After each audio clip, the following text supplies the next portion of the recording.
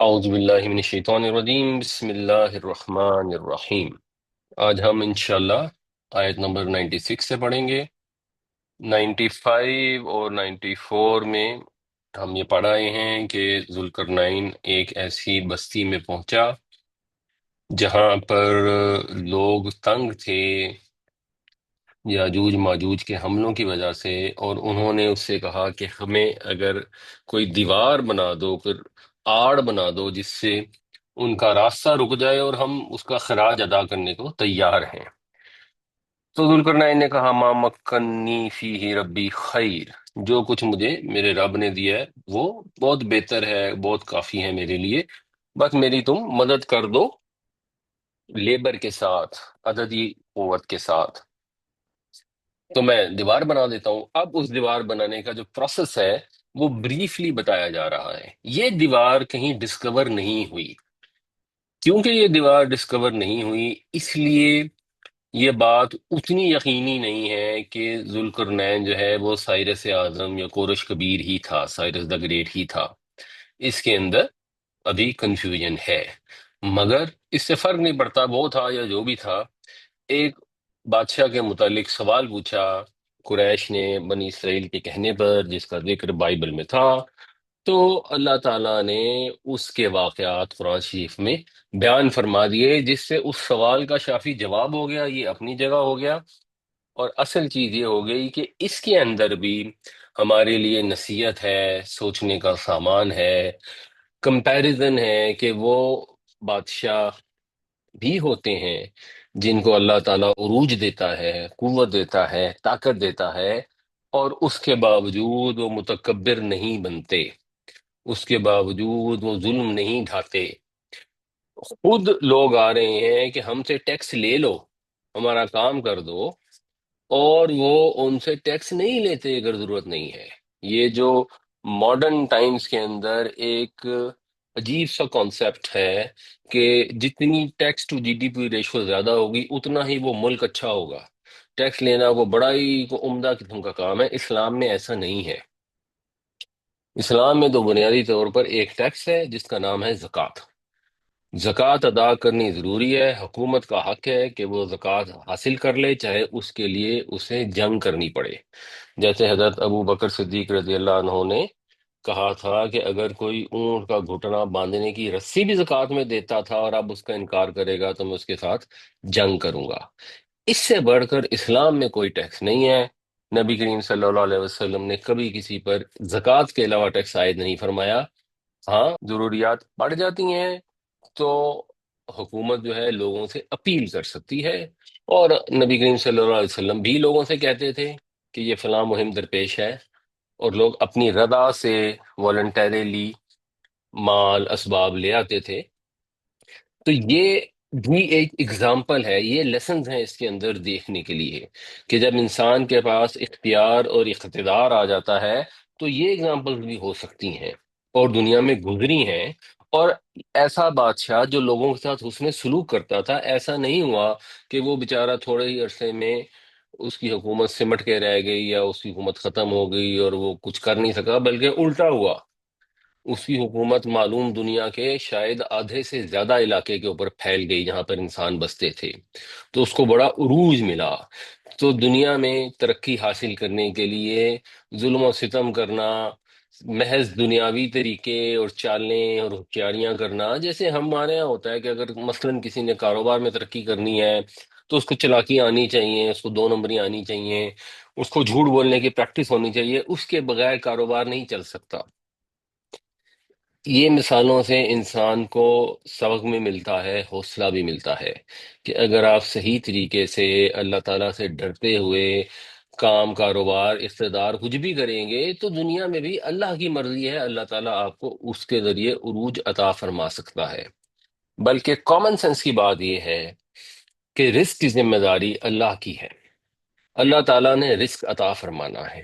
اگر ایک آدمی مثلا سود کا کاروبار شروع کر دے اور یہ سوچے کہ میرا تو رزق میں اضافہ نہیں ہو سکتا جب تک میں سود کا کاروبار نہ کروں، تو ایک تو اس نے بینک کو رازق بنا لیا اپنا اللہ کے سوا، دوسرے اس نے یہ سوچا ہی نہیں کہ رزق تو اللہ نے دینا ہے، تو یہ تو ہو سکتا ہے کہ انسان کوئی اچھا کام کرے، کوئی نیکی کا کام کرے، اور اللہ تعالیٰ خوش ہو کے اس کے رزق میں اضافہ فرما دے۔ یہ تو نہیں ہو سکتا کہ برا کام کر کے وہ اللہ سے رزق لے لے گا زیادہ جتنا اس کے لیے لکھا ہوا ہے۔ تو اس واقعے میں یا جو بھی واقعات قرآن شریف میں آتے ہیں ان کے اندر لیسنز ہوتے ہیں، نصیحتیں ہوتی ہیں، فوکس اس پہ ہونا چاہیے۔ اگر وہ بادشاہ سائرس تھا تو ٹھیک ہے، اچھی بات ہے، اور اگر نہیں بھی تھا تو کوئی فرق نہیں پڑتا۔ تو اب اس دیوار بنانے کے موقع پر اس نے ان سے کہا آتونی، آتونی، عطا یا عطی سے باب افعال بن گیا، آتا یوتی، اس سے فعل امر بنتا ہے افعل، جیسے اسلم ہوتا ہے، تو یہ بن گیا آتو، لاؤ، دو، پہنچاؤ، نی، نون نون وقایا، یہ کا مطلب مجھے، تو مجھے پہنچاؤ یعنی لاؤ میرے پاس زبر الحدیدی۔ حدید جو ہے یہ لوہے کو کہتے ہیں، زبر جو ہے یہ زبرہ کی جمع ہے، زبرہ تن کا مطلب ہوتا ہے ٹکڑا، جس کی جمع ایک زبور بھی ہوتی ہے، وہ بھی جو صحیفے ہیں تو وہ جمع کیے ہوئے صحیفے بن جاتے ہیں، عام طور پہ موٹے لفظوں سے لکھے ہوئے کوئی چھوٹی بک ہو یا پیجز ہو تو ان کو زبور کہتے ہیں۔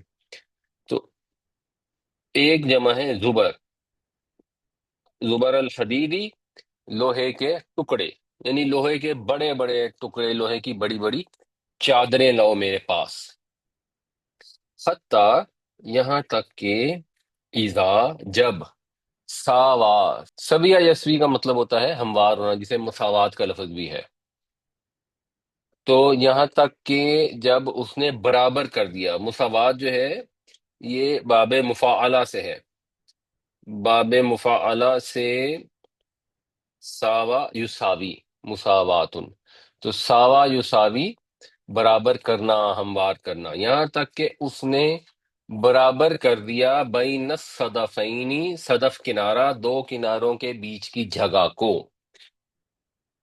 اس میں کنارے کا مفہوم بھی ہوتا ہے اور خلا کا مفہوم بھی ہوتا ہے، اسی لیے وہ جو سیپی ہے نا اسے بھی صدف کہتے ہیں، تو اس میں بھی ذرا وہ پرفاؤنڈ اس کے کنارے ہوتے ہیں، اس کے بیچ میں ایک خلا ہوتا ہے جس کے اندر پھر وہ کیڑا جب پانی پی لیتا ہے تو وہ موتی اگل دیتا ہے۔ تو دو کناروں کے درمیان یعنی پہاڑ ہے، درہ ہے، جس کی دوسری طرف یاجوج ماجوج رہتے ہیں، وہاں سے آ کر حملہ کرتے ہیں، تو اس درے کے اندر لوہے کی موٹی موٹی چادریں لا کر کھڑی کر دیں، اور اتنی کھڑی کر دیں کہ اس سے وہ ساری جگہ کور ہو گئی، بھر گئی، برابر ہو گئی۔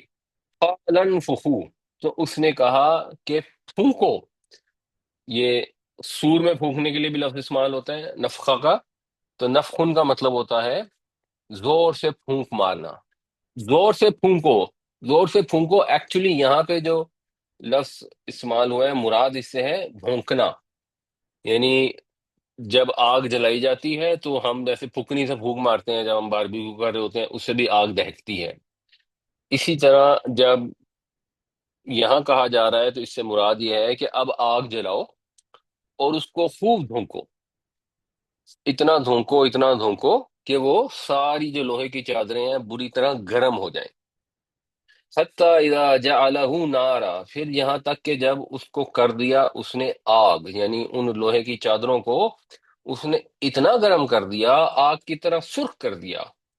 قالا، تو اس نے کہا آتونی، لاؤ میرے پاس، اب کیا لاؤ میرے پاس، یہ یعنی ہے وہ آگے آ رہا ہے، آگے کیا آ رہا ہے، قطرن، قطر جو ہے یہ تانبے کو بھی کہتے ہیں، ویسے یہ تارکول اور گندک کے لیے بھی یہ لفظ استعمال ہوتا ہے، قرآن شریف میں اس طرح بھی استعمال ہوا ہے۔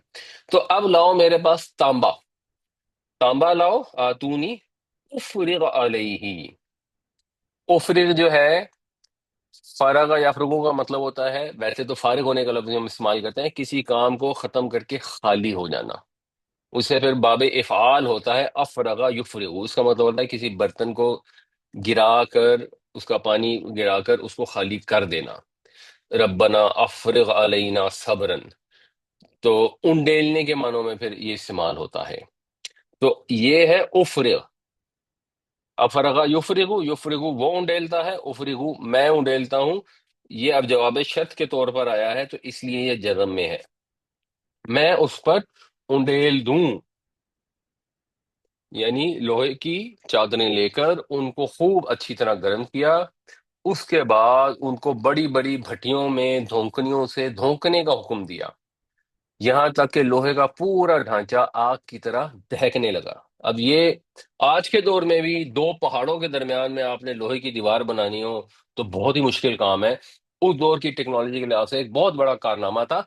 اس سے بھی اس بادشاہ کی ٹیکنالوجی، اس کے وسائل، اس کی مہارت، اس کی اقتدار کی جو وسعت ہے، اس کا اندازہ ہوتا ہے۔ اور لگتی تو بڑی عجیب سی بات ہے کہ اس زمانے میں لوہے کے اتنے بڑے ٹکڑے آئے ہوں کہیں سے، پھر انہیں پچایا گیا ہو، پھر انہیں جوڑا گیا ہو، اور پھر دو پہاڑوں کے درمیان اس لوہے کی دیوار کو گرم کیا گیا ہو۔ لیکن اگر اہرام مصر کو آج بھی ہم دیکھیں تو ماننا پڑتا ہے کہ ہزاروں سال پہلے بھی اتنی بھاری بھاری چیزوں کو اوپر لے جانے کا علم شاید آج سے بھی آگے ہی تھا۔ آج بھی اہرام مصر بنانا چاہیں تو وہ پتھروں کو، اتنے بھاری پتھروں کو اتنی بڑی اونچائی پر لے جانا بہت ہی مشکل ہے۔ اب اس نے کیا سائنس کے علم استعمال کیے، کتنا لوہا لگ گیا، کتنا تانبا لگ گیا، اتنی بلندی پر لوہا کیسے سرخ ہوا، پھر اتنی بلندی پر تانبے کو پگھلا کر کیسے لے جایا گیا اور وہ کیسے پگھلی حالت میں ہی رہا، پھر اتنی موٹی دیوار کے اوپر ڈالا کیسے۔ یہ تو اتنا زیادہ تانبا اور اتنا زیادہ لوہا ہوگا اور آگ کتنا سرخ ہوگا، تو اس کی تو کوئی قریب بھی نہیں جا سکتا۔ یہ ساری ٹیکنالوجی تھی، کتنا ٹائم لگا، یہ سب اللہ تعالیٰ جانتا ہے، یہ تو ہے اللہ کے علم میں۔ ہمیں اتنی سمجھ آ جاتی ہے کہ یہ واقعہ ہوا، اللہ تعالیٰ نے بیان فرمایا، جب ہم نے قرآن کو تسلیم کر لیا کہ اللہ کی کتاب ہے اور سوچ سمجھ کے تسلیم کیا، ایک دفعہ جب ہمیں سمجھ آ گئی، تو اب وہ چیز جس کی ڈیٹیل ہم نہیں بھی اسرٹن کر سکتے، جس کی تفصیلات کو ہم نہیں اپنے عقل سے، اپنے دماغ سے محسوس کر سکتے، سمجھ سکتے، اس سے فرق نہیں پڑتا، ہمیں اتنی سمجھ آ رہی کہ ہاں یہ کیسے ہوا ہوگا، کچھ نہ کچھ ہوا ہوگا، جیسے ہمیں آج تک نہیں پتا کہ احرام مصر کیسے بنائے گئے تھے، بس تکے اور اندازے ہیں۔ لیکن ایک بہت بڑی جو کاریگری ہے وہ موجود ہے ہماری آنکھوں کے سامنے۔ اسی طرح ذوالقرنین نے ایک بہت بڑی کاریگری کی۔ آتونی زبر الحدید حتی اذا ساوا بین الصدفین قال انفخوا حتی اذا جعلہ نارا قال آتونی افرغ علیہ قدرا۔ لاؤ میرے پاس لوہے کے ٹکڑے، یہاں تک کہ جب بھر دیا اس نے پہاڑ کے دونوں کناروں کے درمیان تو اس نے کہا دھونکو، یہاں تک کہ جب اس نے اس کو آگ کر دیا تو کہا لاؤ میرے پاس، میں انڈیل دوں اس کے اوپر پگھلا ہوا تانبا۔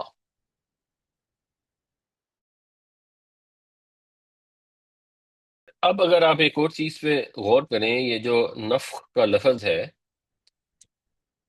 بنیادی طور پر عربی زبان کے اندر جو اس کی ایک معجزانہ سی کیفیت ہے کہ نون اور فے، یہ دو حروف ہیں، تیسرا حرف آیا سین، سین ہے پڑھنے میں نرم، تو نفسا کا یا نفسن کا جو مطلب ہے وہ ہوتا ہے سانس لینا، جس سے پھر جان یا روح کے لیے بھی نفس کا لفظ استعمال ہوتا ہے۔ تو سانس جو لی جاتی ہے، ظاہر ہے وہ بہت غیر محسوس طریقے سے ہوا کی آمد و رفت ہوتی ہے، تو ہوا کا سانس کے ذریعے بہنا یہ نفس ہوتا ہے یا نفسا ہوتا ہے۔ اور اس تین کو اگر آپ تھوڑے ہارڈ ورڈ سے، ایک بھاری حرف سے اگر آپ اس کو تبدیل کر دیں اور یہ نفسا ہو جائے، جس کو وہ عربی لوگ تو ویسے ذرا دانتوں کے ساتھ زبان ٹچ کر کے نفسا بولتے ہیں، تو اس کا مطلب ہو جاتا ہے زور سے ہوا کا فلو ہونا، پھونک مارنا، ہلکی پھونک مارنا یا پھونک پھینکنا، تھو کرنا، جس سے پھر وہ آتا ہے نا نفاسات فی العقد، گنہوں میں پھونکیں مارنے والی ہیں، تو یہ ایک پھونک کے معنوں میں ہے، یعنی سانس سے پھونک جو ہے یہ ہیوی ہے، اور جو آخری حرف استعمال ہوا ہے یہ بھی ہیوی ہو گیا ہے۔ اس کو مزید ہیوی کر دیں تو نفخا کر دیں، تو نفخا کا مطلب ہوتا ہے ہوا کا جھونکا چلنا، ہلکا جھونکا لیکن یہ جھونکا، تو سانس سے، پھونک سے ذرا مزید ہیوی ہو گیا کہ جھونکا ہی چل رہا ہے ہوا کا، جو مثال کے طور پہ پتھروں کو لے کے جا سکتا ہے۔ اور اس کو مزید ہیوی کر دیں تو یہ بن جائے گا نفخہ، تھے اگر اس میں لگا دیں تو اب یہ مزید ہیوی ہو گیا، تو اس کا مطلب بھی مزید ہیوی ہے، اس کا مطلب ہے زور سے پھونک مارنا، جو یہاں پر ڈھونکنے کے معنوں میں استعمال ہوا ہے، یہ تو اور زیادہ زور سے وہ جو دھونکنیاں ہوتی ہیں ان کے ذریعے ہوا پہنچانے کے لیے۔ تو یہ عربی کے اندر یہ انہیرنٹ اس کی میریکولس نیچر ہے، کیونکہ عام طور پہ زبانیں اس طرح ڈیولپ نہیں ہوتی۔ عام طور پہ انسان بولنا شروع کرتے ہیں اور جو الفاظ ان کو سوٹ کر رہے ہوتے ہیں، فلو میں بیٹھ رہے ہوتے ہیں، بس وہ استعمال کیے جاتے ہیں۔ جیسے عربی میں بھی کئی الفاظ ایسے ہی ہیں جو فلو کے ساتھ چینج ہو رہے ہوتے ہیں، ہم دیکھ ہی رہے ہوتے ہیں، لیکن یہ بڑا ہی کچھ سائنٹیفک طریقے سے ڈیزائن لینگویج ہے، اور اس کی اور بھی مثالیں ہیں۔ ابھی میں نے اس کا ذکر اس لیے کیا کہ جو اب اگلی آیت آ رہی ہے اس میں بھی اس کی ایک مثال ہے، اس کو دیکھتے ہیں۔ فَمَسْتَطَاعُوا أَن يَظْهَرُوهُ وَمَا اسْتَطَاعُوا لَهُ نَقْبًا۔ یہ استاؤ جو ہے یہ بنیادی طور پر توئیں واؤ اور عین سے ہے۔ تا یتوؤ اس کا مطلب ہوتا ہے، یتا یتاؤ اس کا مطلب ہوتا ہے فرما بردار ہونا، خوشی خوشی بات ماننا، جس سے اطاعت کا لفظ بھی ہے۔ اسی سے پھر ایک لفظ ہوتا ہے فرما برداری کے قابل ہونا، کوئی کام کرنے کے قابل ہونا، وہ ہے استطاعت، جو اردو میں بھی استعمال کرتے ہیں۔ تو بنیادی طور پر یہ لفظ ہے استطاعو، ان میں استطاعت تھی، فرما برداری کے لائق تھے، ان میں صلاحیت تھی، ان میں قدرت تھی۔ تو یہ تے اور توئیں یہ ہے قریب المخرج، جب یہ قریب المخرج ہیں تو کئی دفعہ یہ امٹ بھی ہو جاتے ہیں۔ تو ایگزیکٹلی سیم جو لفظ ہے وہ یہاں پر استعمال ہوا ہے، لیکن اس میں یہ تے امٹ ہو گیا، لفظ بالکل ایک ہی ہے، اس کی ڈیٹیل گرامیٹیکل سیم ہے۔ تو یہ ہو گیا استاؤ، دونوں استعمال ہو سکتے ہیں، کوئی مسئلہ نہیں ہے، لیکن جیسے یہ اوپر والا ٹیبل ہے اگر ان کے اوپر بھی غور کریں تو فمستاؤ و مستطاؤ میں مستاؤ سافٹ ہے، مستطاؤ ریلیٹیولی ہارڈ ہے۔ تو جب میننگ اس کے کر رہے ہیں تو آپ دیکھیں گے کہ اس کے اندر مستاؤ میں وہ عمل آیا ہے، وہ کام کرنے کی بات ہو رہی ہے جو نسبتاً آسان ہے، اور استطاعو میں اس کام کی بات ہو رہی ہے جو نسبتاً مشکل ہے۔ پس مستاؤ نہیں تھی استطاعت ان میں، نہیں کر سکتے تھے وہ ان کے یظہروہ اس کے اوپر چڑھ جائیں، اس دیوار کے اوپر، ظاہر ہے وہ لوہے کی دیوار ہے، اوپر سے پگھلا ہوا تانبا ڈال دیا، اب وہ ایک چکنی دیوار ہو گئی، اس کے اوپر چڑھنے کی ان میں پاسبلٹی نہیں تھی۔ نارملی کسی دیوار پر چڑھنا نسبتاً آسان کام ہوتا ہے۔ وَمَسْتَطَاعُوا لَهُ نَقْبًا، اور نہ ہی ان میں استطاعت تھی کہ اس میں نقب لگا سکیں، اس میں کوئی سوراخ کر سکیں۔ تو دیوار پر چڑھنے کے مقابلے میں آبویسلی دیوار میں سوراخ کرنا کافی مشکل کام ہوتا ہے، تو اس لیے چڑھنے کے لیے سافٹ والا لفظ استعمال ہو گیا، اور نقب لگانے کے لیے ہارڈ والا لفظ استعمال ہو گیا، جس کے مطلب کے اندر کوئی فرق نہیں ہے گرامر کے لحاظ سے، صرف الفاظ کے ادا کرنے کے اندر جو زور پڑتا ہے انسان کے ووکل پارٹس کے اوپر، وہ اس میں کم ہے اس میں زیادہ ہے، تو اسی سے ریلیٹ کر کر یہ لفظ استعمال ہوئے۔ فَمَسْتَطَاعُوا أَن يَظْهَرُوهُ وَمَا اسْتَطَاعُوا لَهُ نَقْبًا، نہ تو ان میں استطاعت تھی اس کے اوپر چڑھنے کی، اور نہ ہی وہ اس میں نقب لگا سکتے تھے۔ تو یہ دیوار بن گئی اور ان کا یہ مسئلہ حل ہو گیا۔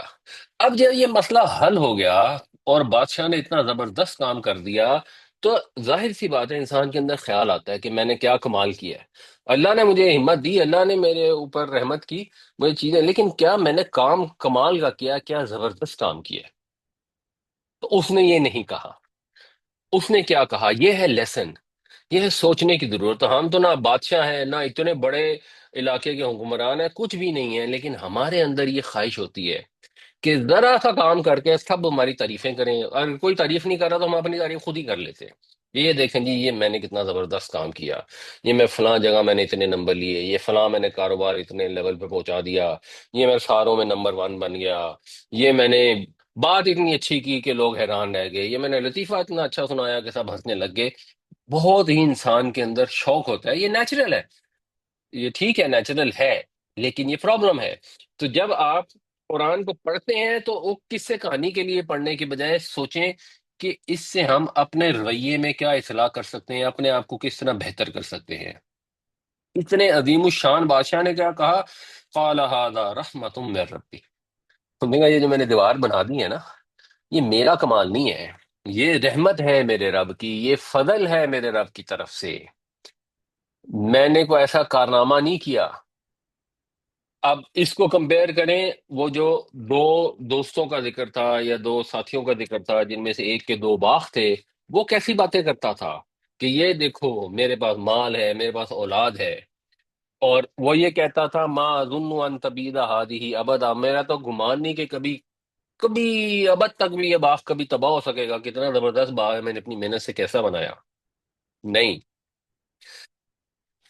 انہوں نے کیا کہا؟ فَإِذَا جَاءَ وَعْدُ رَبِّي، پس جب آ جائے گا میرے رب کا وعدہ، جب میرے رب کے وعدے کا ظہور ہو جائے گا، جعلہ دکا، دکا ویسے کہتے ہیں ایسی اونٹنی کو جس کا کوہان نہ ہو، جو ہموار ہو، برابر ہو، تو پھر یہ دال، کاف اور کاف، دکا یا دکو، اس کا مطلب ہوتا ہے کسی چیز کو کوٹ کوٹ کر ریزا ریزا کر دینا، پھر ہموار زمین اس سے مراد ہو جاتی ہے، نرم مٹی کا ٹیلا، یعنی جب میرے رب کا حکم آ جائے گا، یا تو وعد ربی سے مراد ہے قیامت کا دن جب آ جائے گا تب، یا جب یہ وعدہ ہے ہر چیز کے ختم ہونے کا ایک وقت ہے، تو جب میرے رب نے اس کا وقت لکھا ہے، جب وہ وقت آ جائے گا تو یہ بھرو بھرے ٹیلے کی طرح تباہ ہو جائے گی، یہ بالکل ہموار زمین کی طرح چٹیل ہو جائے گی، دیوار نظر ہی نہیں آئے گی۔ وَكَانَ وَعْدُ رَبِّي حَقًّا، اور میرے رب کا وعدہ سچا ہے، وہ ہو کر رہنا ہے، وہ شدنی ہے۔ اگر ہمارے سامنے دنیا کے اندر کوئی چیز قائم رہ بھی جائے گی، ایونچولی تو وہ وقت آئے گا جب سب کچھ تباہ ہو جائے گا، جب سب کچھ ملیا میٹ ہو جائے گا، زمین چٹیل میدان بن جائے گی، اور پہاڑوں جیسی زبردست سی جو ہے وہ ہوا میں اڑتی پھر رہی ہوگی۔ تو یہ ہے طرز عمل ایک مسلمان مومن بادشاہ کا۔ بالکل یہی چیز ہم نے سورہ بقرہ میں بھی پڑھی تھی، جب حضرت ابراہیم علیہ السلام بنا رہے تھے خانہ کعبہ، تو یہ نہیں انہوں نے کہا کہ ہم کتنا کمال کیا ہم نے، ہم کیا زبردست کام کر رہے ہیں کہ قیامت تک کے لیے یہاں پر ایک گھر بنا رہے ہیں جہاں پر لوگ آیا کریں گے اور لوگ اس کی طرف رخ کر کے نماز پڑھا کریں گے۔ اس وقت بھی انہوں نے یہی کہا وَإِذْ يَرْفَعُ إِبْرَاهِيمُ الْقَوَاعِدَ مِنَ الْبَيْتِ وَإِسْمَاعِيلُ، جب ابراہیم اور اسماعیل اس کی اللہ کے گھر کی دیواریں کھڑی کر رہے تھے، تو انہوں نے جو الفاظ ادا کیے، ربنا تقبل منا، یا اللہ ہم سے قبول فرما لے، یا اللہ ہم نے جو ایفرٹ کی ہے تو قبول فرما لے اس سے، حالانکہ اللہ نے حکم دیا تھا کہ گھر بناؤ، تو اللہ کے حکم کی تعمیل کر رہے تھے، لیکن اس کام کو کرنے کے باوجود اس رب سے یہ درخواست کر رہے تھے کہ اللہ اس کو قبول کر لینا۔ یہ ہمارے لیے بھی سوچنے کی چیز ہے، ہم ذرا سا کوئی نیکی کا کام کرتے ہیں تو اتنے چوڑے ہو جاتے ہیں جیسے ہم نے پتہ نہیں کیا کر دیا۔ اگر کوئی نیکی کی ہے تو اللہ کی توفیق سے کی ہے، اگر کوئی اس کے لیے وسائل استعمال کیے ہیں تو وہ ہمارے نہیں ہیں، ہمارے رب کے دیے ہوئے ہیں۔ تو اگر اللہ تعالیٰ کوئی توفیق دے، کوئی نیکی کرنے کی، کسی کی مدد کرنے کی، کوئی اچھا کام کرنے کی، تو اللہ سے ساتھ ساتھ درخواست کرتے رہیں اللہ تعالیٰ اس کو قبول فرما لے۔ اللہ سے دعا کریں کہ ہمارے نیکی کے کاموں میں کوئی ریاکاری نہ شامل ہو جائے، اور ریاکاری بہت زیادہ شامل ہو جاتی ہے، کیونکہ انسان کے اندر اپنی تعریف سننے کی بہت زیادہ خواہش پائی جاتی ہے، اور جب انسان ریاکاری کرتا ہے تو پھر وہ جو اس نے عمل خدا کے لیے کیا ہوتا ہے وہ خدا کے لیے رہ نہیں جاتا، وہ پھر بندوں کے دکھاوے کے لیے ہوتا ہے، تو بندے دیکھ لیتے ہیں، بندے کہہ دیتے ہیں کہ واہ واہ کتنا زبردست آدمی ہے، تو پھر اس کا جو صلہ ملنا ہوتا ہے وہ دنیا میں مل جاتا ہے، پھر آخرت میں کچھ نہیں ملتا اس عمل کے بدلے، پھر وہ سارے اعمال حبط ہو جاتے ہیں، تباہ ہو جاتے ہیں، ضائع ہو جاتے ہیں۔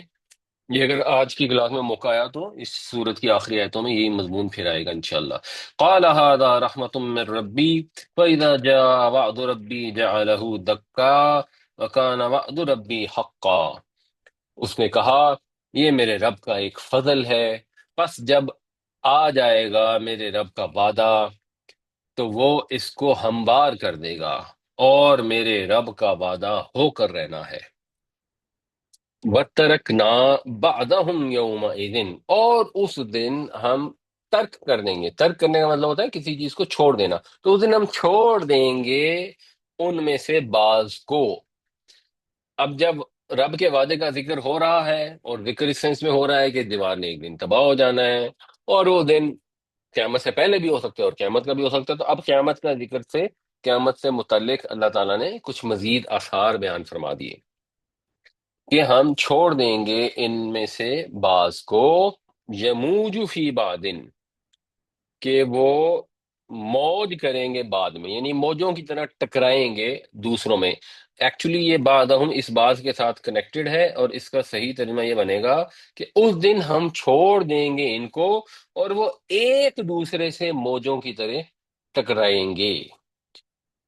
کہ یہ جو رکاوٹیں ہیں، یہ دیوار کی ایک رکاوٹ بنائی ذوالقرنین نے، اس کے علاوہ جو نیچرل پہاڑ ہیں وہ بھی رکاوٹیں ہیں، قدرتی رکاوٹیں اور مصنوعی رکاوٹیں، یہ آہستہ آہستہ مٹ جائیں گی۔ مٹ جائیں گی مطلب یہ کہ انسان ایک دوسرے کے اندر یوں گھس جائیں گے جیسے سمندر کی موجیں آپس میں ٹکرا رہی ہیں۔ اور جیسے جیسے قیامت کا وقت قریب آئے گا، لوگوں کے لیے یہ جو رکاوٹیں ہیں یہ بے معنی ہو جائیں گی۔ اور ایکچولی اس وقت یہ سچویشن تقریباً آ چکی۔ اب اگر کسی قوم نے کسی دوسری قوم پر حملہ کرنا ہے تو ہائپر سونک میزل تو آ ہی گئے ہیں، جو ان رکاوٹوں کو توڑتے ہوئے حملہ کر سکتے ہیں۔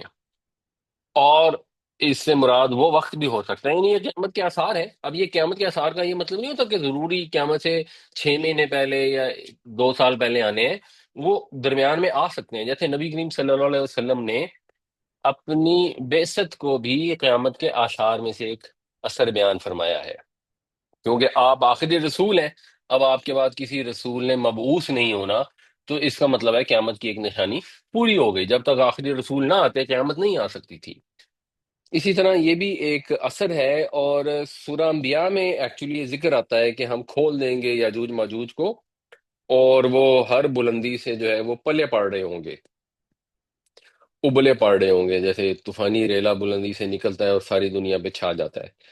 تو اس سے مراد وہ والی بھی ہو سکتی ہے کہ جب وہ وقت آ جائے گا، ایک دن آئے گا، دیوار جب ختم ہو جائے گی تو پھر یاجوج ماجوج جو ہیں ان کے پاس آپشن آ جائے گی دوبارہ سے نکلنے کی، اور وہ ہر سمت میں ایسے پھیل جائیں گے جیسے کوئی طوفانی ریلا پھیلتا ہے۔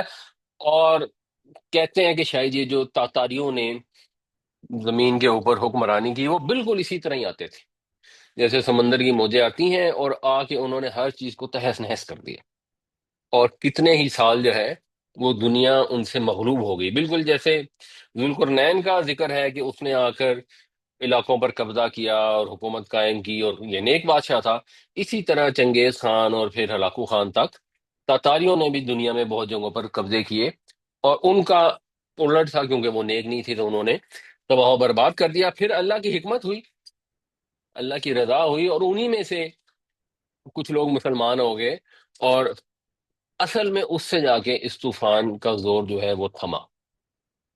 تو ہے یہاں یورش تاتار کے افسانے سے، پاسباں مل گئے کعبے کو صنم خانے سے، تو اس سے جا کر اصل میں وہ رکا۔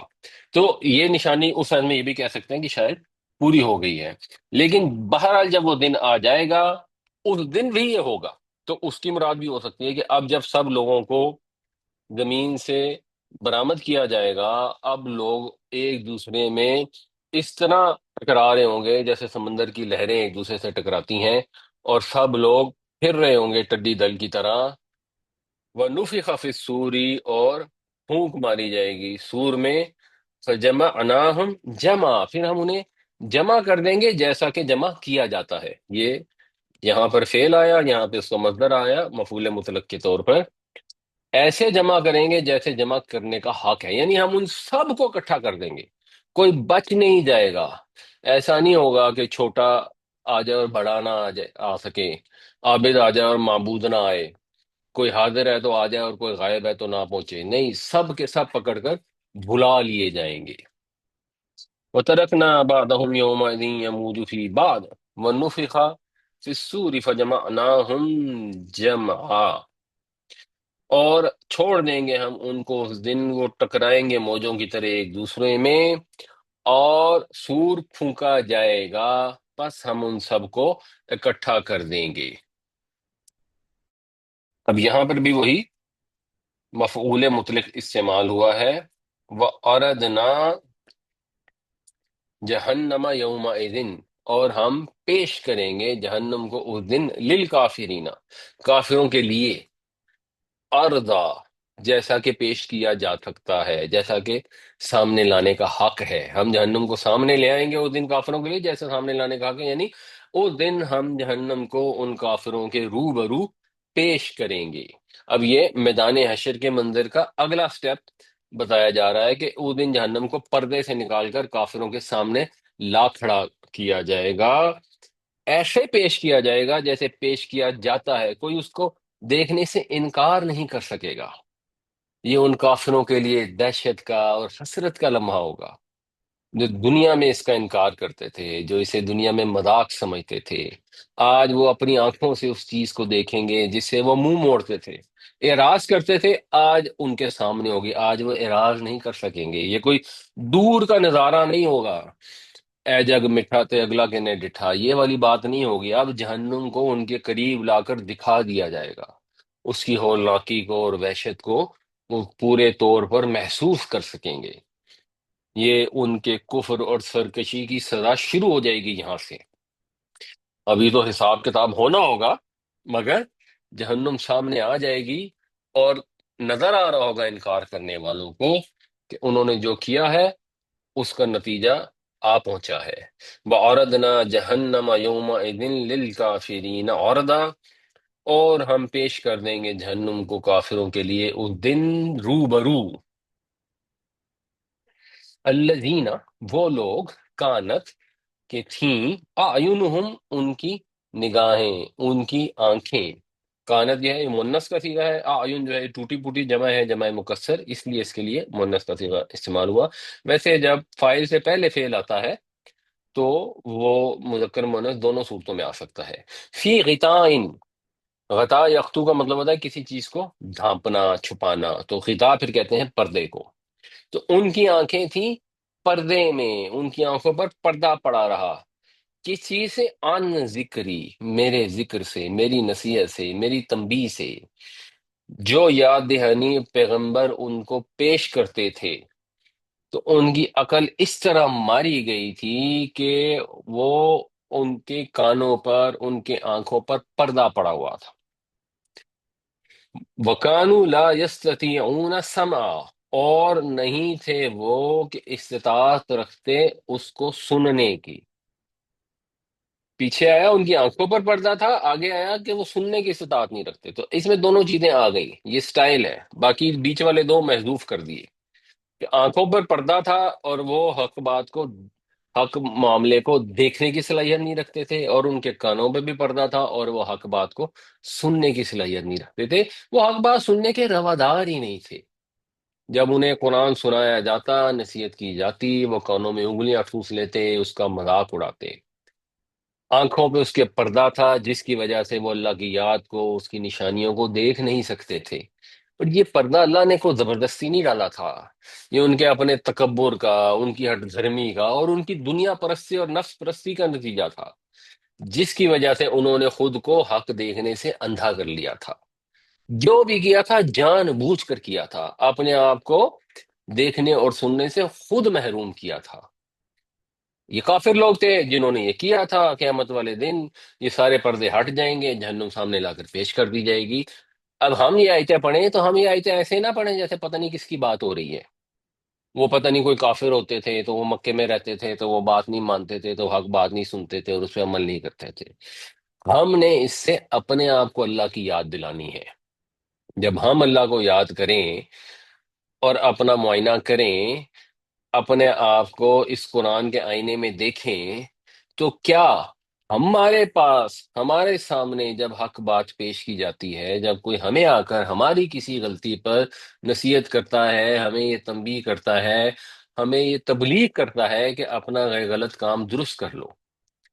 تبلیغ بھی دو طرح کی ہوتی ہے، ایک تبلیغ تو یہ ہوتی ہے کہ اچھا یہ اچھا کام کر لیں اور اچھا کام کر لیں، ایکچولی یہ تبلیغ ویسے آسان ہوتی ہے نسبتاً، کہ آ جائیں نماز پڑھ لیں، نفل پڑھ لیں، مجلس میں آگے بیٹھ جائیں۔ مشکل والی تبلیغ وہ ہوتی ہے جس میں آپ اگلے کو کہتے ہیں کہ یہ جو آپ نے کام کیا یہ کام بڑا غلط ہے، آپ کو نہیں کرنا چاہیے، یہ اکثر ہم میں کرنے کی ہمت نہیں ہوتی، لیکن اگر قرآن پڑھتے ہیں تو قرآن تو آپ کو خود ہی تبلیغ کر دیتا ہے کھول کھول کر واضح الفاظ میں. تو قرآن سے یہ تبلیغ ملے، کوئی اور آ کر آپ کو آپ کی غلطی کے اوپر آپ کو توجہ دلائے کہ جو آپ کام کر رہے ہیں غلط ہے، یہ اللہ اس کے رسول کی اطاعت نہیں ہے، یہ اللہ اور رسول صلی اللہ علیہ وسلم کی نافرمانی ہے، تو ہم کیا کرتے ہیں؟ کیا ہم نصیحت کو قبول کر لیتے ہیں؟ کیا ہم قرآن کا حکم مان لیتے ہیں؟ یا ہم بھی اپنے آنکھوں پر اور اپنے کانوں پر پردے ڈال لیتے ہیں، کنی کی طرح آ جاتے ہیں؟ کوئی اگر ہمیں پوائنٹ آؤٹ کرتا ہے تو ہم دور سے ہی بھاگ جاتے ہیں کہ کہیں ملے گا تو پھر کہے گا یار تم نماز نہیں پڑھے، یا وہ نماز پڑھ لو. یا کوئی خواتین سے کہے گا کہ آپ نے پردہ صحیح نہیں کیا، وہ پردہ صحیح کرے تو اس کے تو پاس ہی نہ لگو. یا اگر یہ مل جائے تو بجائے اس کی بات سننے کے اس کا مذاق اڑاؤ، اس کو وہ تم تو سلطانہ ڈاکو بن کے آ گئی ہو، تم چاہتی ہو باقی سارے بھی سلطانہ ڈاکو بن کے پھرتے رہیں. اپنے اوپر غور کریں کہ ہماری آنکھوں پہ پردہ تو نہیں پڑا ہوا، ہمارے کانوں میں سننے کی استطاعت ہے یا نہیں ہے. یہ سارا کچھ ہمارے لیے ہے. یہ بھی ایک بہت بڑا مسئلہ ہے. مسلمانوں نے یہ فرض کر لیا ہے کہ قرآن شریف اس لیے اتارا گیا کہ کافروں کو مسلمان کیا جائے. تو کافروں کو کہتا ہے کہ قرآن پڑھو مسلمان ہو جاؤ، خود پڑھتے نہیں اور خود اوپر سے فتوے لے آتے ہیں کہ ہم خدا نہ خواستہ قرآن پڑھیں گے تو ہمیں ہدایت کی بجائے گمراہی مل جائے گی. اور اگر پڑھتے ہیں تو ایسے اجنبی طریقے سے پڑھتے ہیں، ایسے پتہ نہیں کون سا امیر حمزہ کا قصہ بیان ہو رہا ہے. وہ تھا کوئی امیر حمزہ، اور تھا اس کا کوئی دوست، اور تھا اس کا کوئی ساتھی، اور تھیں اس کے فوجیں، اور تھے اس کا مخالف، اور یہ ہوا اور وہ اور افلاں ہوا. قرآن کا یہ کہیں دور دور تک مقصد نہیں ہے. اسی وجہ سے یہ واقعات کی بھی بہت زیادہ تفصیلات نہیں دی گئیں. قرآن کا مقصد ہے کہ یہ ہم پڑھیں، دیکھیں اور اب سوچیں کہ ہم اللہ کے حکم کے مطابق عمل کر رہے ہیں یا نہیں کر رہے. اگر ہم عمل نہیں کر رہے، باقی دنیا کر رہے یا نہ کرے، وہ تو سیکنڈری ہے. وہ تو ہمارے ہی عمل کا حصہ ہے کہ ہم نے ان کو بھی نصیحت کرنی ہے، ان سے بے پرواہ نہیں ہو جانا. لیکن اصل چیز انسان کی اپنی ذات ہے. اپنے آپ کو بچائے جہنم کی آگ سے، پھر اپنے گھر والوں کو بچائے جہنم کی آگ سے، اور پھر اس کے بعد باقیوں کو بھی بچائے.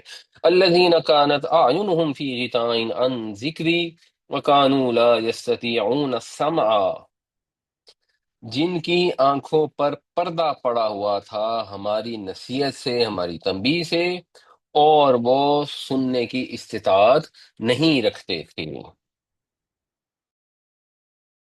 فحسب الذین کفروا، کیا گمان کر لیا کافروں نے، وہ لوگ جنہوں نے انکار کیا، حق کا انکار کیا، کیا انہوں نے گمان کر لیا ان یتخذوا عبادی، کہ وہ بنا لیں گے میرے بندوں کو من دونی اولیاء، میرے سوا کارساز. یہ صورت جب شروع ہوتی ہے تو اس کے اندر یہ ڈسکس ہوتا ہے ان لوگوں کے متعلق جنہوں نے شرک کیا، جنہوں نے خدا کی اولاد تصور کر لی. اور اب یہ ختم کے قریب آ رہی ہے تو اب وہی توحید کا جو پیغام ہے وہ دوبارہ سے دہرایا جا رہا ہے کہ ان کافروں نے میرے بندوں کو، اور میرے بندے اپیرنٹلی اس سے مراد نیک بندے ہیں. ویسے تو عبادی میں سب بندے بھی شامل ہیں، نیک و بند سب ہو سکتے ہیں، لیکن یہاں محسوس ایسے ہو رہا ہے کہ نیک بندوں کی، جیسے حضرت عیسیٰ علیہ السلام تھے، جیسے فرشتے تھے، انہوں نے میرے بندوں کو من دونی، میرے ہی مقابلے میں یا میرے سوا مجھے چھوڑ کر اپنا کارساز بنا لیا. یہ کفر ہے، یہ شرک ہے. یہ بڑی کلیئر بات ہے، قرآن شریف میں بار بار آ رہا ہے. اور اللہ کا شکر ہے کہ مسلمانوں میں شرک فی ذات تو نہیں ہے. مسلمانوں نے یہ تو نہیں کیا کہ یہودیوں نے اگر عزیر کو اللہ کا بیٹا بنایا اور عیسائیوں نے حضرت عیسیٰ علیہ السلام کو اللہ کا بیٹا بنایا تو انہوں نے کوئی ایسی حرکت تو نہیں کی کہ نبی کریم صلی اللہ علیہ وسلم کو اللہ کے ساتھ ذات میں شریک ٹھہرا لیا ہو. لیکن ولی بنانے میں، کارساز بنانے میں تو مسلمانوں نے بھی کوئی کسر نہیں چھوڑی. پکارنے میں اللہ کے سوا دوسروں کو پکارنا شروع کر دیا. یہ شرک فی العبادت ہے، شرک فی الذات ہے، شرک فی اطاعت ہے، شرک فی صفات ہے، شرک فی العبادت ہے. یہ عبادت کے اندر شرک کر لیا. تو یہ شرک ہے، یہ واضح سادہ اور کلیئر الفاظ ہیں. اس میں کوئی کنفیوژن تو ہے نہیں کہ آپ نے اگر کارساز کسی کو سمجھنا ہے، آپ کو کوئی مسئلہ پڑ گیا ہے اور آپ نے دعا مانگنی ہے تو آپ علی سے مانگنی شروع کر دیں. اب یہ محرم ہے تو لوگ وہ یہ ہمارے شیعہ جو بھائی ہیں یہ تو یا حسین یا حسین کرنا شروع کرتے ہیں. اوپر سے حضرت حسین کو کہتے ہیں مولا. اب مولا کا ایک مطلب تو وہ ہے جو حدیثوں میں بھی استعمال ہوا ہے، ساتھی دوست، اس حساب سے تو ٹھیک ہے، لیکن جب وہ استعمال کرتے ہیں تو ایسے استعمال کرتے ہیں جیسے مولا کا مطلب مولانا ہے، انت مولانا فانصرنا علی القوم الکافرین، وہ تو صرف اور صرف اللہ ہے، جو مدد کرنے والا مولا ہے وہ تو صرف اللہ ہے، اس کے سوا تو کوئی بھی نہیں ہے۔ اب وہ حسین جن کی آنکھوں کے سامنے ان کے سارے خاندان کو اس قدر ظلم ڈھاتے ہوئے ذبح کر دیا گیا، اور وہ اللہ سے ہی مدد مانگتے تھے، ان کے ساتھی ہونے کا جو اب اعلان کرتے ہیں، اس وقت تو ان کے ساتھ گئے ہی نہیں لوگ، اب وہ شیعان علی بنے ہوئے، اب وہ کہتے ہیں کہ حسین ہمارا مولا ہے اور وہ ہماری مدد کرے گا۔ ان کو کوئی مسئلہ پیش آتا ہے تو اگر حسین کی اتباع کرنی ہے تو حسین تو اللہ سے مانگتے تھے، نبی کریم صلی اللہ علیہ وسلم تو اللہ سے مانگتے تھے، ایسا تو کبھی نہیں ہوا کہ حضور نے اللہ کے سوا کسی سے مانگا ہو، حضرت ابراہیم سے مانگ لیا ہو، یا لوگوں سے کہا ہو کہ مجھ سے مانگ لیا کرو جب میں نہ اویلیبل ہوں، میں آگے پیچھے گیا ہوں، یا میں جب دنیا سے گزر جاؤں تب مجھ سے مانگ، نہیں، یہی بات بتائی ہے قرآن نے بھی، بار بار یہی فرمایا ہے کہ اللہ کے سوا کوئی ولی نہیں ہو سکتا۔ انا اعتدنا، جو نہیں بعد آئیں گے، جو یہ کریں گے تو بے شک ہم نے تیار کر رکھی ہے جہنم، جہنم للکافرین نزولا، کافروں کے لیے بطور نزل۔ نزل کا مطلب ہوتا ہے اترنا۔ تو سواری سے جب مسافر جاتا ہے سواری پر سوار ہو کر، تو جب وہ قریب پہنچتے ہیں وہاں پر، تو جو مہمان نواز ہوتے ہیں، جو میزبان ہوتے ہیں، وہ آ کر ان کی مہمانداری کرنے کے لیے سواری کے پاس آتے ہیں اور انہیں کہتے ہیں نیچے تشریف لائیے، اور جیسے ہی وہ نیچے اترتے ہیں، جیسے ہی ان کا نزول ہوتا ہے، تو ان کو نزل پیش کیا جاتا ہے، یعنی جو ابتدائی ضیافت ہے اس کے معنوں میں استعمال ہوتا ہے، ویسے اوور آل ضیافت کے معنوں میں استعمال ہو جاتا ہے اگر صرف نزول کا لفظ آئے، آگے پیچھے الفاظ نہ آئے، تو یہ ان کی مہمانداری ہے، تو ان کی مہمانداری جہنم سے کی جائے گی اور تیار کر لی گئی۔ یہ ایک طنز کا جملہ ہے کہ ان کے لیے جیسے معزز مہمان کے لیے پرتکلف دعوت کا اہتمام کیا جاتا ہے، ان کی سرکشی کے بدلے میں ان کا پہلا استقبال دہکتی ہوئی آگ سے کیا جائے گا، اور وہ ان کے سامنے ایسے پیش کر دی جائے گی جیسے پیش کرنے کا حق ہوتا ہے۔ تو اللہ تعالیٰ ہمیں توفیق عطا فرمائے کہ ہم حق کے انکار پر نہ ڈٹے رہیں۔ انسان سے غلطی کوتاہی ہو جاتی ہے، جذبات میں آ کر یا نفس کو فالو کرتے ہوئے انسان غلط کام کر بھی لیتا ہے، لیکن اللہ توبہ کی توفیق دے، اور اللہ تعالیٰ جمائے نہ رکھے حق کے انکار کے اوپر۔ یہ گناہ جو ہے یہ جہنم میں اصل میں لے جانے والی چیز نہیں ہے، اصل میں جہنم میں لے جانے والی چیز ہے گناہ کے اوپر اصرار، کہ انسان غلط کام کرے، اس کو توجہ دلائے، وہ اپنے کان بند کر لے اور ڈھیٹوں کی طرح شروع ہو جائیں گے، نہیں جی ایسے ہی ہوتا ہے، نہیں جی ایسے ہی ہے، نہیں جی کچھ نہیں ہوتا، اچھا جی پھر دیکھی جائے گی، اچھا جی آپ اتنے ہی نہیں گئے تو آپ کر لیں ہماری جان چھوڑ دیں۔ یہ جہنم میں لے جانے والی چیز ہے، اللہ تعالیٰ اس سے محفوظ رکھے۔ افحسب الذین کفروا ان یتخذوا عبادی من دونی اولیاء انا اعتدنا جہنم للکافرین نزلا، کیا گمان کیا ہے کافروں نے کہ وہ بنا لیں گے میرے سوا میرے بندوں کو کارسار، بے شک ہم نے تیار کر رکھی ہے ان کافروں کے لیے جہنم بطور ضیافت۔ اور اس میں یہ بھی مراد ہے کہ وہ کارساز بنا لیں گے، یعنی قیامت والے دن آ کے وہ بچا لیں گے، چھڑا لیں گے، ایسے کوئی سفارشی بنائے ہوئے ہیں، تو ایسا کچھ نہیں ہوگا، جہنم تیار ہے ان کے لیے۔ قل، کہہ دیجئے، حل، کیا، ننبئکم، کیا میں خبر دوں تمہیں، کیا میں بتاؤں تمہیں، یہ جو باب تفعیل ہوتا ہے، نبأ ینبئ، اس کا مطلب ہوتا ہے جتا دینا، بتا دینا، اچھی طرح بتا دو، تو کیا میں بتاؤں تمہیں بالاخسرین اعمالا، کیا میں تمہیں بتاؤں اخسرین کے متعلق، یعنی خسارہ اٹھانے والے۔ اکثر جو ہے یہ ہے غالباً اکبر کے وزن پر، زیادہ بڑا، تو اکثر زیادہ خسارہ اٹھانے والا، اس کی پھر جمع ہو جائے گی اکثرون، اور اس کی جر ہو جائے گی بے کی وجہ سے الاکثرین۔ تو میں تمہیں بتاؤں کون ہے سب سے زیادہ نقصان میں، اعمالن، اعمال کے اعتبار سے، یہ اس کی تمییز ہے یا اس کا حال ہے۔ تو یہ لوگ جو دنیا کے اندر سرکشی پر، بات نہ ماننے پر، نافرمانی پر اڑے ہوئے ہیں، اور سمجھتے ہیں کہ بڑا کامیابی کر رہے ہیں، بڑی سکسیس حاصل کر رہے ہیں، تو ان کو یہ جتایا جا رہا ہے کہ اچھا میں اب تمہیں بتاؤں کہ تم کامیاب ہوگے یا نامراد ہوگے؟ سب سے زیادہ نامراد اور خسارے والے لوگ کون ہوں گے؟ قل هل ننبئکم بالاخسرین اعمالا، کہہ دیجئے کیا ہم تمہیں بتائیں کہ کون ہے زیادہ خسارے میں اعمال کے لحاظ سے؟ اب اس کا جواب آ رہا ہے، الذین ضل سعیہم فی الحیات الدنیا، وہ لوگ کہ گم ہو گئی جن کی سعی، جن کی کوشش، جن کی ایفرٹ دنیا کی زندگی میں، جن کی تمام تگ و دو اس دنیا کی طلب کی راہ میں ہے، جنہوں نے اپنے آپ کو بے خوف کر دیا اس چیز سے کہ انہوں نے خدا کے پاس پہنچنا ہے، وہاں پر جا کر اپنے اعمال کا حساب دینا ہے۔ اس دنیا کے عشق نے ان کو اندھا کر دیا، ان کی آنکھوں پہ کانوں پہ پردے ڈال دیے۔ وَهُمْ يَحْسَبُونَ، اور وہ یہ گمان کرتے ہیں، أَنَّهُمْ يُحْسِنُونَ، کہ وہ خوبصورت کر رہے ہیں، صنع، صنعت گری، کاریگری، مصنوعات ہوتا ہے نا، جیسے صنعت ہوتی ہے جہاں پہ کوئی کام صنعت کاری سے کرنا، ایک تو ہوتا ہے کوئی بھی کام کرنا، عملہ یا فعالہ، کوئی بھی کام کرنا، وہ تو ایک چیز ہوگی، وہ آتا ہی ہے اعمال۔ یہ ہے کام بڑا بنا سنوار کر، بڑی ایفرٹ سے، بڑی کاریگری سے کرنا۔ تو وہ جو کام کر رہے ہیں کاریگری کے ساتھ، وہ سمجھ رہے ہیں کہ بڑے زبردست کام کر رہے ہیں،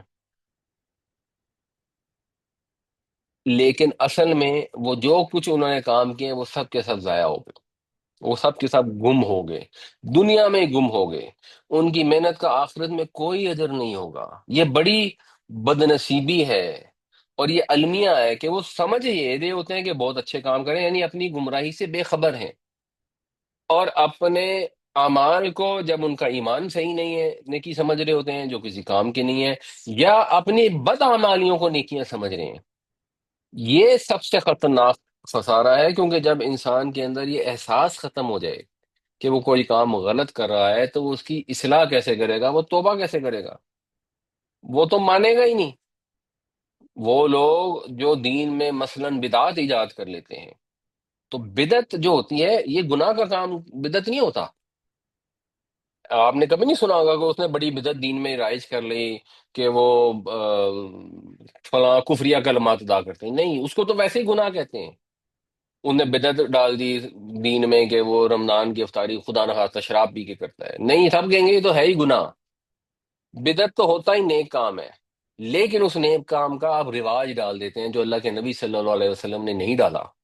تو اب جنہوں نے رواج ڈالا ہوتا ہے وہ سمجھ لیتے ہیں کہ ہم بڑی نیکی کا کام کر رہے ہیں، اور اللہ کے نبی صلی اللہ علیہ وسلم یہ فرما گئے کہ ہر بدعت جو ہے وہ گمراہی ہے اور جہنم میں لے جانے والی ہے۔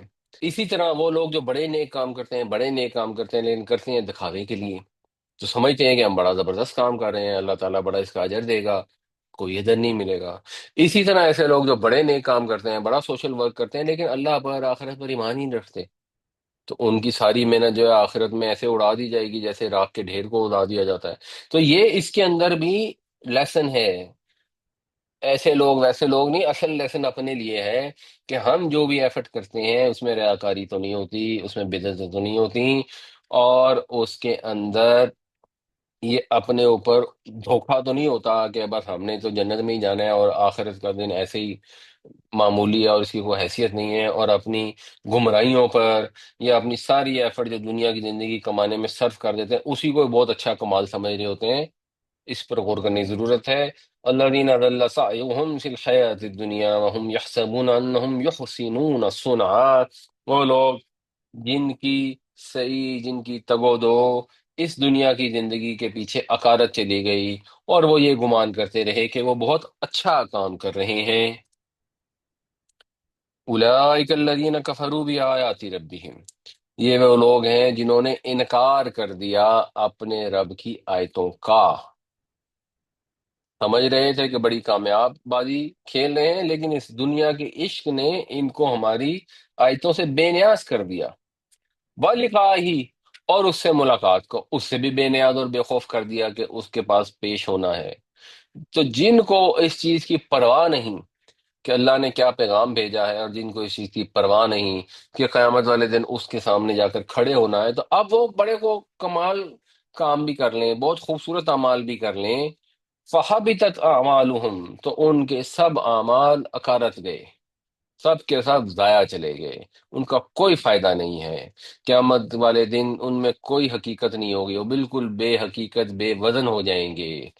فلا نقیم لهم یوم القیامت وزنا، بس ہم نہیں قائم کریں گے ان کے لیے قیامت کے دن کوئی وزن، یعنی جو اعمال انہوں نے اپنی طرف سے بڑے اچھے اعمال کیے ہوں گے، بڑی صنعت کاری کی ہوگی، ان کا قیامت والے دن اللہ تعالیٰ کوئی وزن نہیں دے گا انہیں، کوئی حیثیت نہیں ہوگی ان کی۔ وہ انہوں نے خیراتی کام کیے، سماجی خدمات کی، نمازیں روزے پڑھے اور کیے لوگوں کو دکھاوے کے لیے، تو سب آخرت میں بے وزن ہو جائیں گے۔ انہوں نے ہسپتال پہ ہسپتال بنا دیے اور اللہ پر ایمان ہی نہیں تھا، سب کا سب ضائع ہو جائے گا، اس کو کوئی وزن نہیں ملے گا۔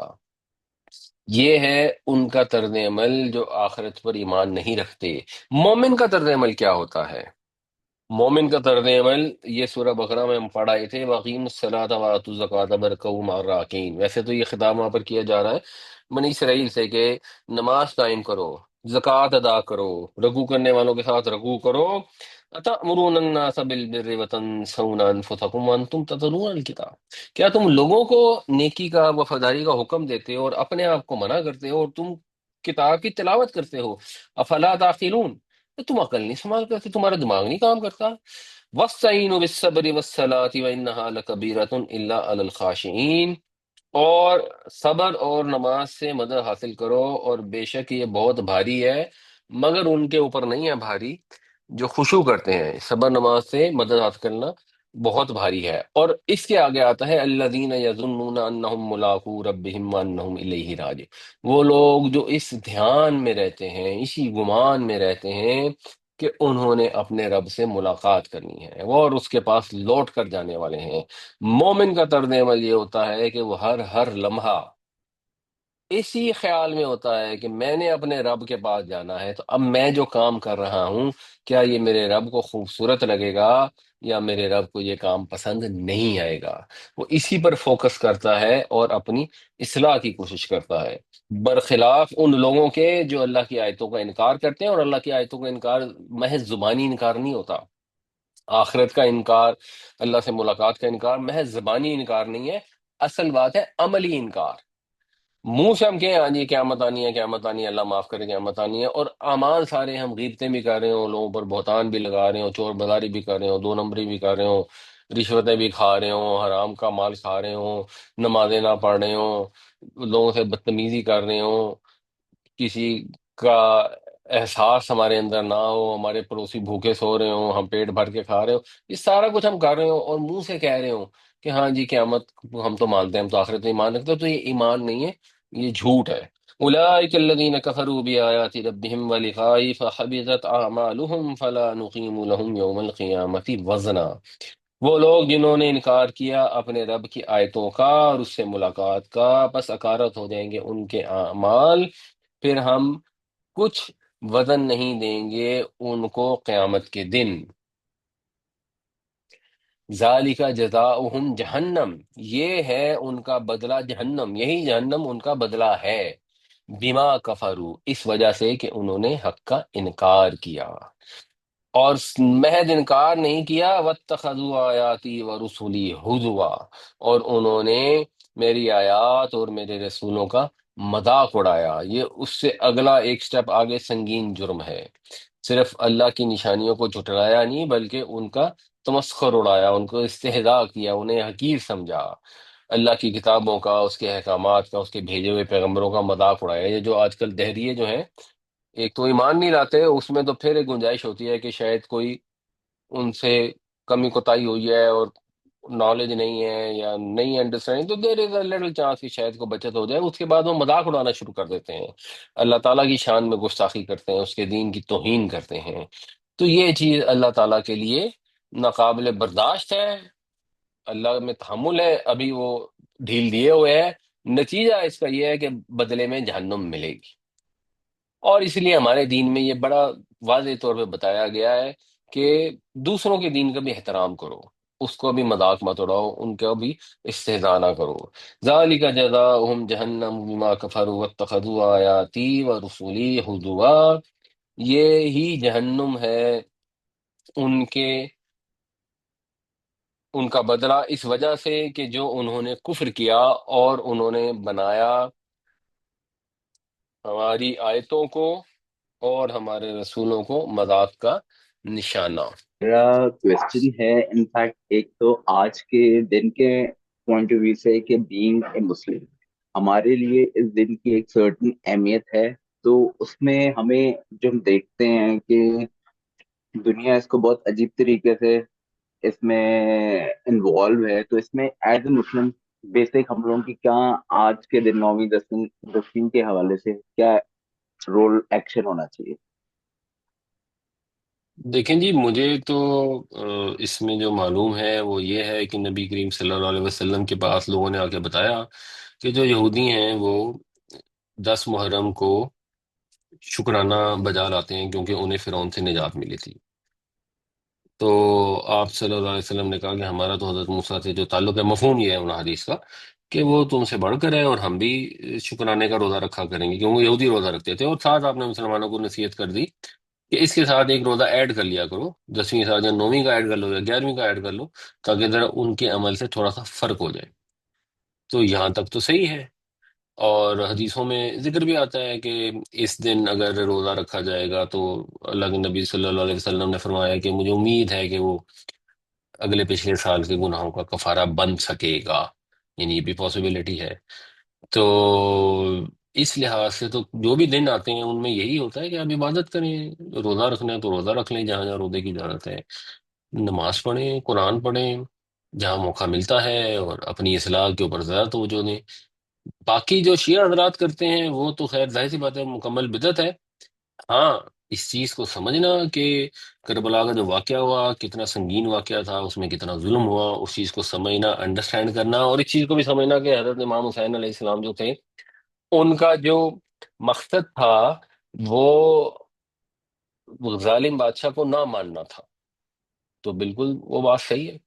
اور اس چیز کو سمجھنا چاہیے کہ اسلام کے اندر جو حکومت اقتدار ہے وہ لوگوں کے مشورے سے ہوتا ہے، کوئی اپنے بیٹے کو بادشاہ بنا کر نہیں جا سکتا، یہ اسلام میں اس کی اجازت نہیں ہے۔ یہ کانسیپچولی انڈرسٹینڈنگ ہونی چاہیے۔ یہ کیونکہ حضرت امام حسین نے اپنی جان کا نذرانہ دے دیا، اس سے قیامت تک کے لیے ایک چیز اسٹیبلش ہو گئی۔ اگر آپ نہ نکلتے تو شاید یہ اسٹیبلش ہو جاتا تھا کہ کوئی بات نہیں، اگر آپ سمجھتے ہیں کہ آپ کا بیٹا بڑا اچھا ہے، آپ کا خیال یا تو آپ اس کو زبردستی بادشاہ بنا دیں تو کوئی بات نہیں، اسلام میں اس کی اجازت ہے۔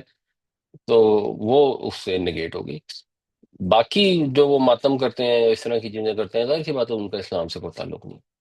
جیسے ہم لوگ کرتے ہیں سیلف ڈیولپمنٹ کی اسٹڈیز وغیرہ بھی کرتے ہیں، تو اس کے اندر آتا ہے لا آف اٹریکشن، ٹھیک ہے؟ اب لا آف اٹریکشن جو ہے بیسکلی کہ ہم لوگ کسی چیز کو حاصل کرنا چاہ رہے ہیں، ہم اس کے بارے میں سوچتے ہیں، تو اس کا اور law of attraction and Islam, how it can be related?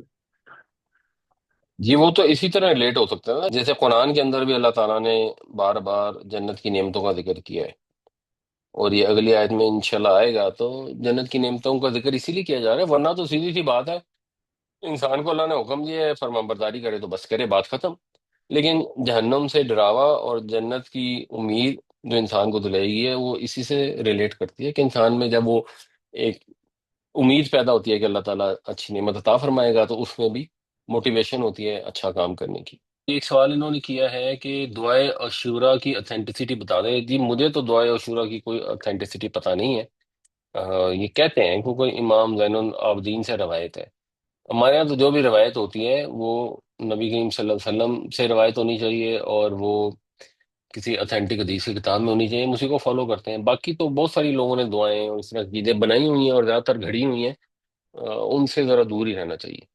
ہو سکتا ہے ان میں کوئی غلط چیز نہ ہو تو وہ پڑھ بھی سکتے ہیں، لیکن ان کے ساتھ جو یہ اٹیچ کر لیتے ہیں نا کہ یہ طلوع آفتاب سے غروب آفتاب تک یہ دعا پڑھ لیں گے تو یہ ہو جائے گا، فلاں ہو جائے گا، یہ ساری چیزیں جو ہیں یہ ان میں حقیقت نہیں ہوتی، اور ان سے دور رہنا چاہیے۔ اور کو دعا کرنی ہے کوئی سی بھی، تو قرآن میں حدیثوں میں بہت ساری دعائیں ہیں، جب وہ ساری ختم ہو جائیں گی تو پھر اپنی گھڑی ہوئی دعاؤں کی طرف آئیں۔ یہ ہم آلریڈی پڑھ چکے ہیں، آپ نے صرف اب اس کو ایک دفعہ ریوائز کرنا ہے۔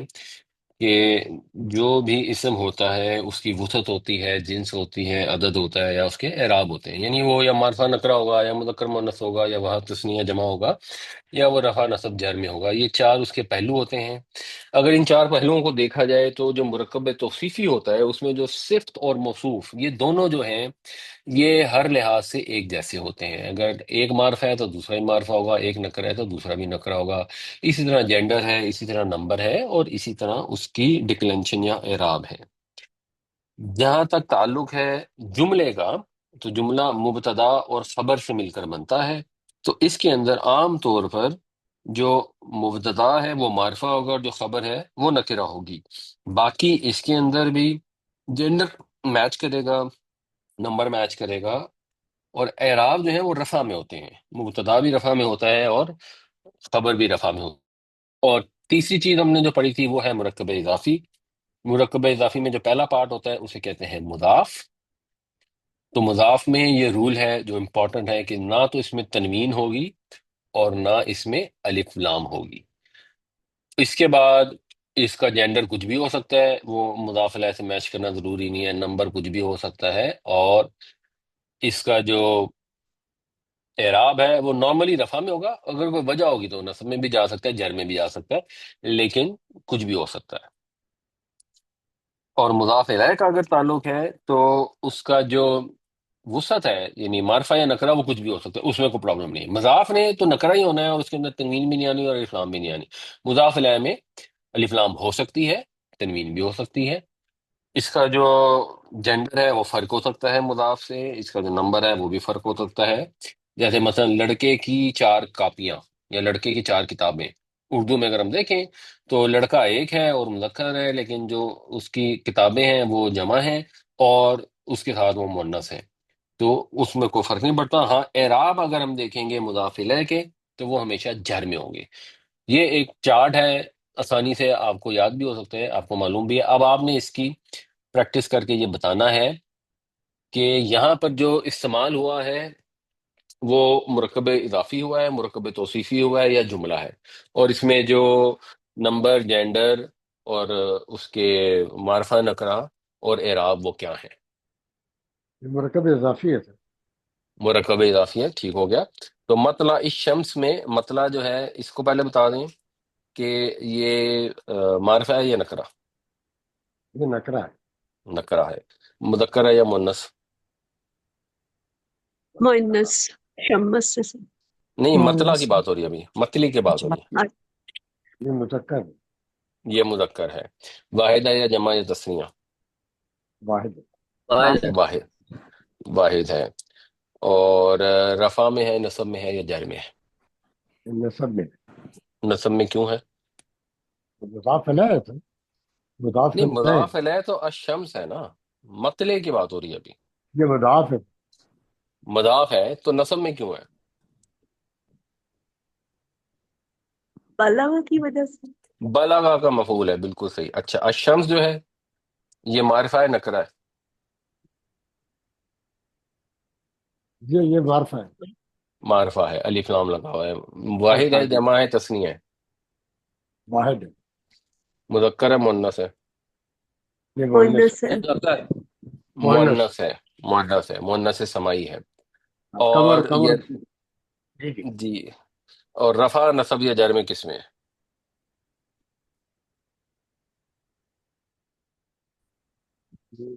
یہ جر میں جر میں ہے، کیوں ہے؟ سب بن کیوں؟ جر کی جر کی 2 وجوہات ہیں جو لکھی ہوئی ہیں۔ یہ مضاف الیہ ہے۔ مضاف الیہ ہے، یہ تو ہم نے پہلے ڈیٹرمن کر لیا، تو کیونکہ مضاف الیہ ہے اس لیے یہ ہمیشہ جر میں ہوگا۔ اچھا جی، زبر الحدید میں زبر جو ہے یہ معرفہ ہے، نکرہ ہے؟ نکرا نکرہ۔ جمع ہے، واحد ہے؟ واحد ہے۔ جمع جمع ہے، زبرات ان کی جمع ہے۔ مذکر ہے، مؤنث ہے؟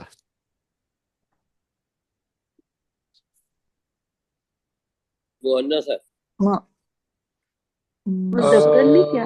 مذکر ہی ہے، میرا مذکر خیال ہے مذکر ہے۔ مجھے بھی مذکر لگا ہے۔ جی، ویسے اس کا صیغہ مؤنث کا استعمال ہوتا ہے کیونکہ یہ ٹوٹی پھوٹی جمع ہے، تو اس اچھا استعمال کے لحاظ سے اگر کوئی استعمال ہوگا یہاں تو ہوا نہیں. اور رفع میں ہے، نصب میں ہے یا جر میں ہے؟ نسب میں نصب میں ہے. کیوں ہے نصب میں؟ یہ مضاف ہے.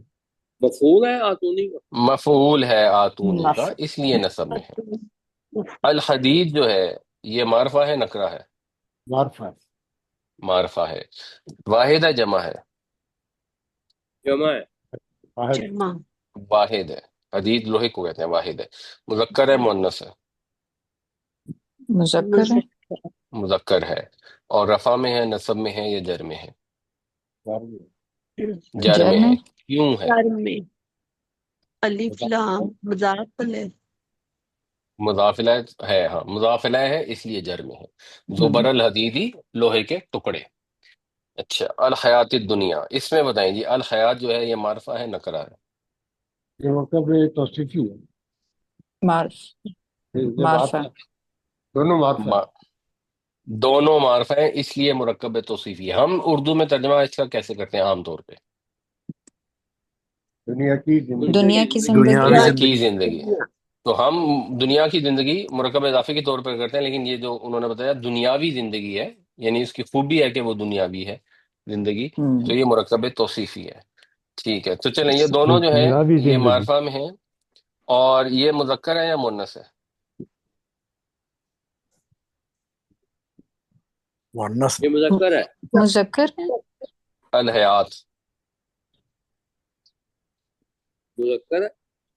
یعنی ہم نے مؤنث. مؤنث کا پہلا رول پڑھا تھا کہ جس کے آخر میں گولتی یہ آئے اچھا گی وہ فی مؤنث ہوگا. آتا ہے، مونس ہے. ٹھیک ہے، سوری سر۔ تو سوری. یہ مؤنث ہے. اب دنیا کیا ہے، مذکر ہے مؤنث ہے؟ یہ مؤنث ہے. مؤنث ہے. اس کا مذکر کیا ہوتا ہے؟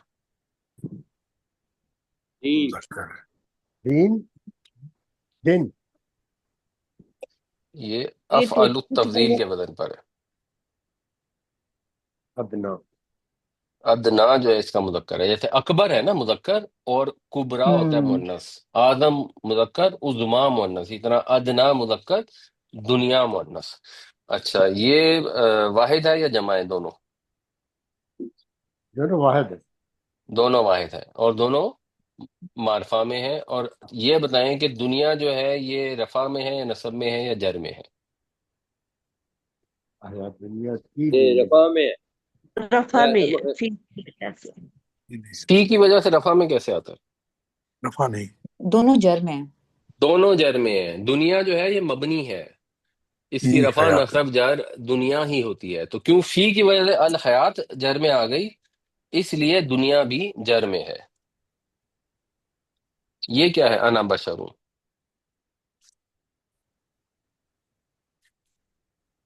میں بشر ہوں۔ میں بشر میں ہوں. بشر ہوں. ٹھیک ہے، تو یہ کیا چیز ہے؟ یہ مرکب اضافی ہے، توصیفی ہے یا جملہ ہے؟ جملہ یہ ہے۔ یہ جملہ. جملہ جملہ ہے. ہے. جملہ یہ اسمیہ. جملہ ہے، جملہ مبتدا اور اسمیہ ہے. خبر ہے. تو انا جو ہے یہ کس میں ہے؟ رفع میں ہے، نصب میں ہے، جر میں ہے؟ رفع میں رفع میں ہے. کیوں رفع میں ہے؟ فاعل ہے، بشر کس کا فعل؟ فاعل ہے۔ بشر کو فعل تو نہیں ہے، بشر تو اسم ہے.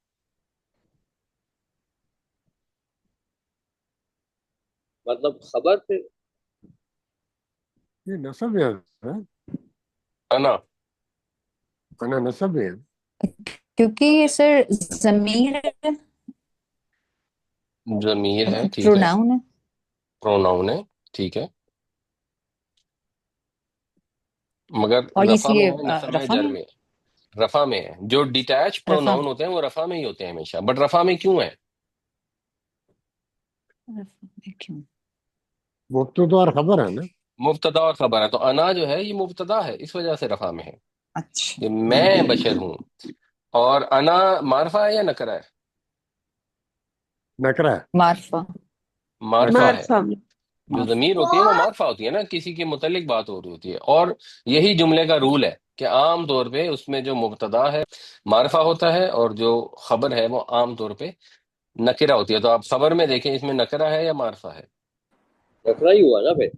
نکرہ اگر اس کی معرفہ ہوتی تو کیا ہوتا؟ البشر ہوتا البشر ہوتا، بالکل صحیح۔ اور یہ اب باقی چیزیں ہم نے پڑھا تھا کہ میچ کریں گی، تو یہ دونوں واحد ہیں یا تثنیہ ہیں یا جمع ہے؟ دونوں واحد ہیں۔ دونوں واحد ہیں۔ اور جینڈر کیا ہے دونوں کا؟ دونوں کا مذکر ہے۔ دونوں کا مذکر ہے۔ انا ویسے مؤنث کے لیے بھی استعمال ہو سکتا ہے، لیکن یہاں مذکر میں استعمال ہوا ہے۔ لقاء ربی یہ کیا ہے؟ آپ کو کلپ بتا دیں، کہ دونوں ان جار تینوں میں میں ہیں۔ نہیں، ربی ہی میں تو دونوں جار میں ہے، لقاء میں کیسے جار ہے؟